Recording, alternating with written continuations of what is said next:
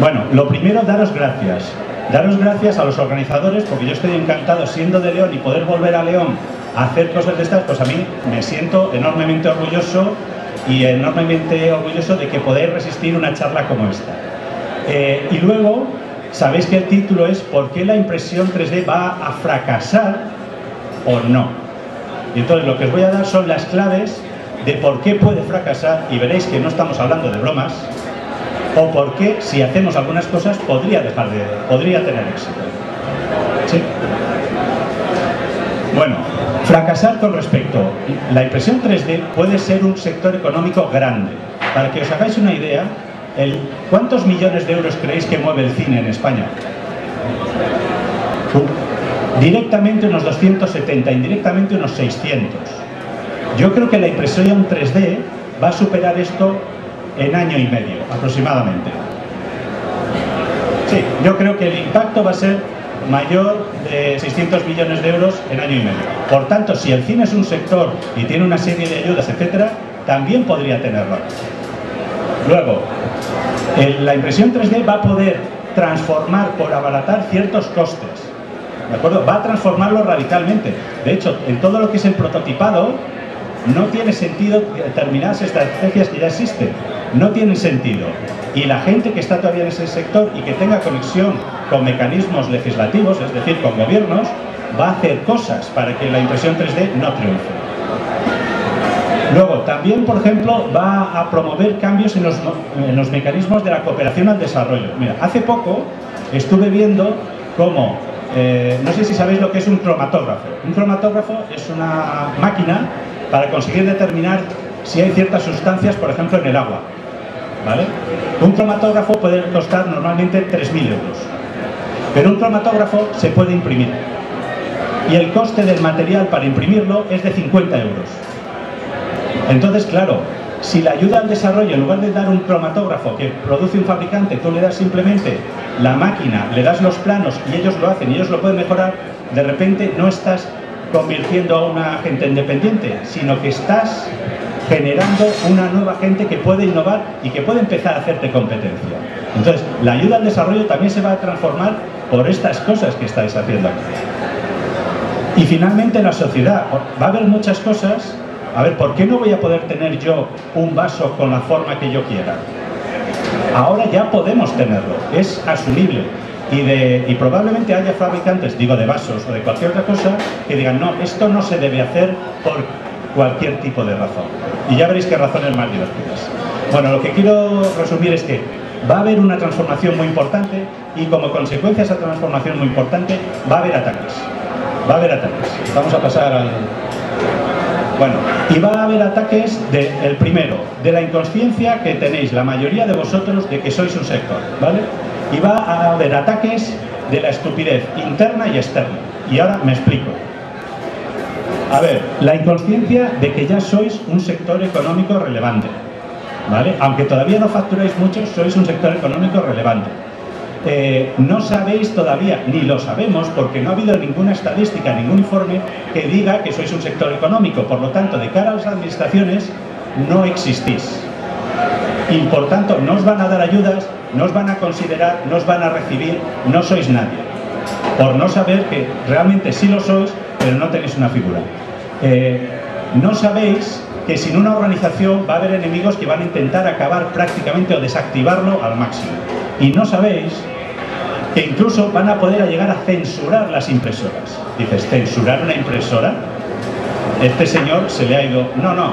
A ver, hace 2 años yo estuve en un grupo de trabajo en Helsinki.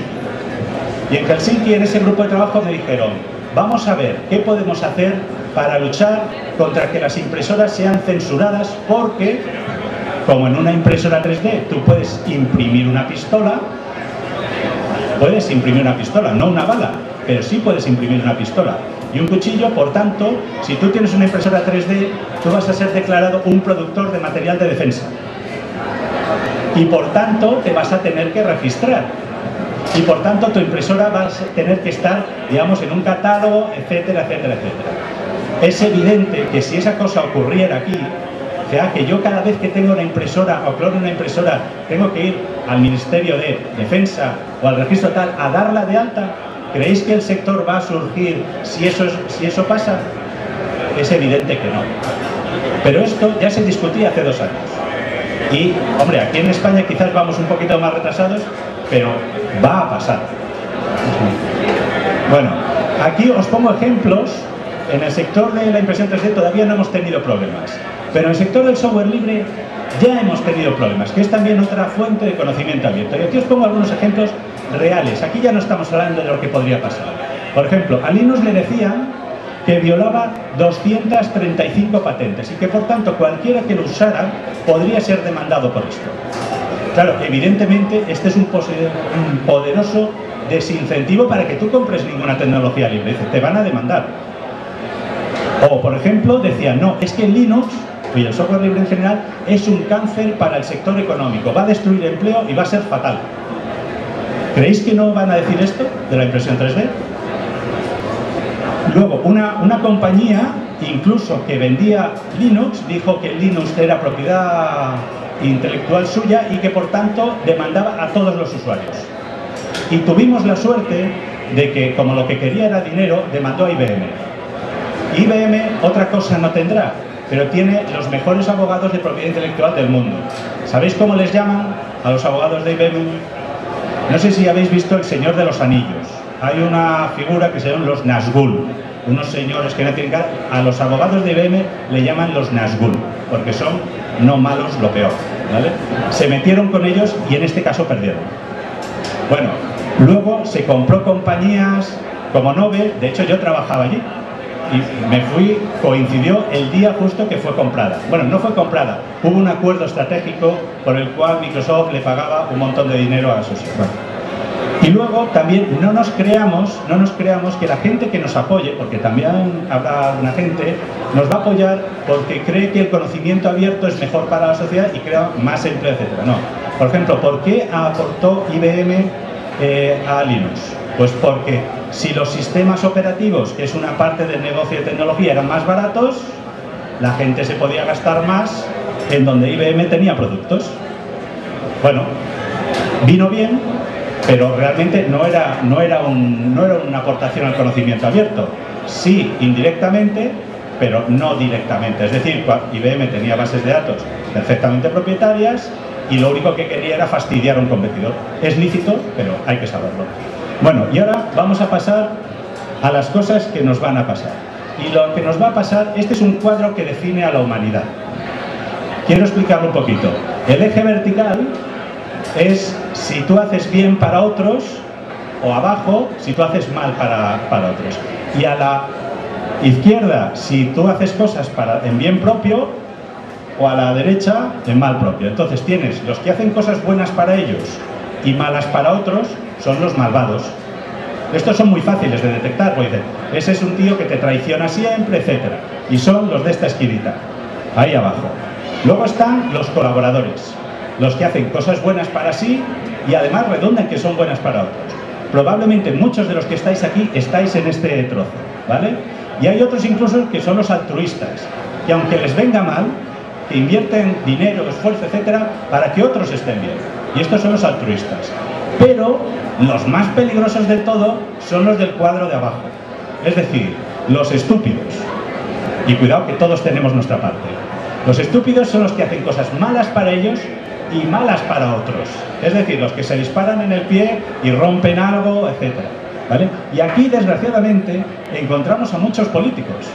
¿Por qué digo esto en general? Muchos políticos porque hacen cosas que no son ni buenas para ellos y encima son malas para la sociedad. Algunos de ellos son ya los corruptos, que los que han descubierto que es mejor no hacer cosas malas para ellos y se dedican a llevarse el dinero. Hacen cosas buenas para ellos, se llevan el dinero, pero es muy malo para todos nosotros. Bueno, pues el peligro está en la caja azul, en los estúpidos. ¿Y qué van a hacer los estúpidos? Vamos a ver. Pues, por ejemplo, nos van a poner impuestos a la exportación o a la importación del hilo, de piezas, etcétera. ¿Por qué? Bueno, pues para regular el sector, para ganar dinero, van a poner como fines muy loables, pero al final lo que va a suceder es que van a fastidiar al sector, lo cual es peor para ellos porque conseguirán menos impuestos, etc. ¿Qué van a hacer? Van a decir, también va a haber otros, que van a poner demandas por propiedad intelectual. ¿Por qué? Porque lo que quieren es sacar dinero y claro, si demandan al sector, un sector que no ha acabado de crecer, ellos se llevan menos dinero. Es estúpido hacerlo, pero lo van a hacer. Luego, este es un tema muy divertido, la apropiación de estándares. Ahora mismo, el estándar para imprimir las piezas es libre. Está bien. Pero dentro de poco va a haber algún gran fabricante que va a coger ese estándar y lo va a abrazar. Va a decir, ah, yo también lo uso. Muy bien. Pero en la siguiente versión va a sacar una mejora. Y dice, va a coger todo el estándar igual y una mejorita que solo funciona con sus impresoras. ¿Os acordáis de cuando había páginas web solo optimizadas para Explorer? ¿Verdad? No es una broma, esto se hace en negocio para poder llevarte todo el sector, ¿vale? O por ejemplo, lo que os decía, el registro de productores. ¿Cómo se evita esto? ¿Cómo se evita esto? Porque no vengo aquí a decir estamos perdidos, lo que vengo a decir es esto se puede evitar, porque la gente que es estúpida afortunadamente no es muy inteligente, ¿vale? Y nosotros entre todos podríamos hacer cosas inteligentes. Por ejemplo, podríamos crear una federación, una asociación que se integre con las patronales de empresarios y diga que esto de poner impuestos a este tipo de cosas está mal, ¿vale? Y que lo traten de forma diferenciada. O podemos involucrar para que no nos demanden a gente que tenga mucho conocimiento o mucha propiedad intelectual, para que cuando le demanden a él también y nos defienda. O podemos, ¿vale?, tener una organización que nos ayude a mantener ese estándar libre de injerencias y de posibilidades de apropiación, porque si no se van a meter. O podemos evitar que se cree ese registro de productores porque no somos productores de material de defensa, etcétera. O sea, que tenemos más cosas. O por ejemplo, va a poder haber regulaciones que dicen, bueno, podéis imprimir de todo menos de vasos, porque resulta que el sector de los vasos en España está muy débil y si imprimís vasos se cae. Por tanto, no vais a poder imprimir vasos. Digo, oiga, ¿por qué? Si lo hago mucho mejor y más eficiente. Bueno, entonces lo que hay que hacer es conseguir que esos sectores se incorporen la tecnología y para eso vais a tener que crear contenidos de formación para que lo asimilen y no los tengamos de enemigos, sino de amigos metidos dentro. También nos van a poder hacer cosas como, no, para que tú utilices una impresora tiene que estar homologada. Por ejemplo, si quisierais venderla a un gran fabricante o a la administración, dice, no, solo se pueden comprar las impresoras homologadas. Y entonces ya muchas de las impresoras que creáis vosotros ya no se pueden vender, ya no sois un sector económico. Bueno, o, por ejemplo, pero no, me queda una. O pueden decir que no se pueda invertir en este sector. Como están haciendo ahora. A ver, hay una... no sé si sabéis lo que es crowdfunding, pero están intentando limitarlo también. Limitarlo, cuidado, con un motivo muy especial, es decir, no, vamos a regularlo para que el sector se pueda desarrollar. Desgraciadamente la gente que crea estas cosas en realidad no conoce el sector y lo hace prácticamente de oídas, ¿vale? Bueno, y por ejemplo, hasta que no se sea sector económico, por ejemplo, si vosotros vais a acceder a algún tipo de financiación pública, dice, ¿y usted de qué sector es? No, yo hago impresión 3D, no me sale, no puede estar, adiós. Dice, oh, entonces, yo pago mis impuestos igual, soy una industria igual, genero un montón de negocio igual, etc. Esto a mí ya me pasó con el sector de la animación y de los videojuegos, que antes eran solo vicios para niños y no se daban cuenta que era una industria que duplicaba, no es que tenga nada contra el cine, pero duplicaba la facturación del cine. Dices, y da mucho más empleo y de mucha más calidad y exporta en muchos más países, como hacéis vosotros, que ya estáis exportando. Bueno, pasa. Y luego hay otro peligro que es el interno. Este es el más difícil de asumir. Es el peligro del integrismo. Ahí veis ese señor con barba. Ese señor con barba, pues éticamente es un tío muy robusto. Pero desde el punto de vista estético, tiene unas pintas que si te lo encuentras de noche y tal, dices, vaya esto. Bueno, pues resulta que dice, no, es que la impresión 3D pertenece a los sectores anarquistas. Y esto lo he oído de otras tecnologías abiertas. Dice, no, porque fíjate cómo son como ese, que es el jefe. o son sectores antieconómicos, o son gente radical. Y dice, no, en esto no se puede invertir. Y esto dices, ¿me lo estoy inventando? No, esto ya ha pasado en el sector de las tecnologías abiertas. O luego la tentación política. Va a haber gente de vosotros, o de nosotros, si me incluyo dentro, que va a decir, no, es que la impresión 3D es una tecnología de izquierdas, o de derechas, o de liberales. Y entonces van a crear la impresora 3D de León.